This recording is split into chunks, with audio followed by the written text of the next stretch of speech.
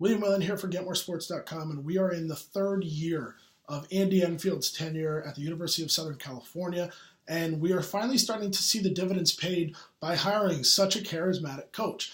There was a lot of kind of controversy, if you will, when they hired him. A lot of people that didn't know his resume assumed that the Trojans went with the former Florida Gulf Coast head coach just because of the one Sweet 16 run that his team had in the NCAA tournament. Obviously, that program took the country by storm with Dunk City, their free-flowing style of play, an offensive system that seemed to throw the ball out on the court and let its guys go do what they do best. People thought it was a gimmick. People thought Andy Enfield was not a basketball guy. They thought he was a Hollywood guy. And that's what they thought the USC program would turn into. And now, Andy Enfield didn't exactly do himself any favors. He was allegedly making comments about UCLA playing slow. If you want to play slow, go to UCLA. If you want to play fast, come to USC. Of course, that was said during a couple of UCLA's most successful recent teams, and the Bruins ran him out of the gym almost every time.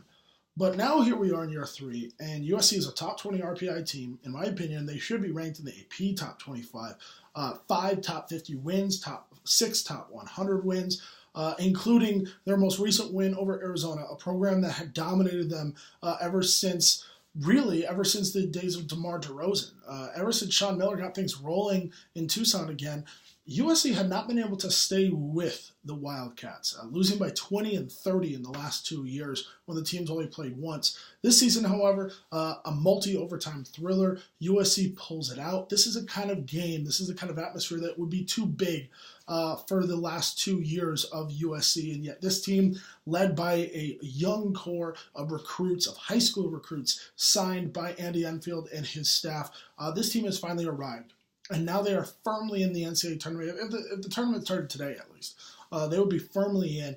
And a lot of people aren't ready to give them the benefit of the doubt because we've seen USC the last couple of years compete at times only to fall by the wayside as the year went on. But I think this team is finally ready to take that next step. I think we're going to see them finish in the top 5 in the Pac-12. Obviously, there's a lot of season to go. They have a brutal schedule, lots and lots of brutal road trips. Arizona, Cal, Oregon, Colorado, Utah, UCLA. But it's also, when you look at it, a lot of opportunity for this team to make statements, to pull out big-time wins, and work on their seeding for the NCAA tournament. I know it seems early, and I know USC has seemed to be a joke as of late, but really at this point, the joke is on everybody else not willing to take Andy Enfield and his USC program seriously.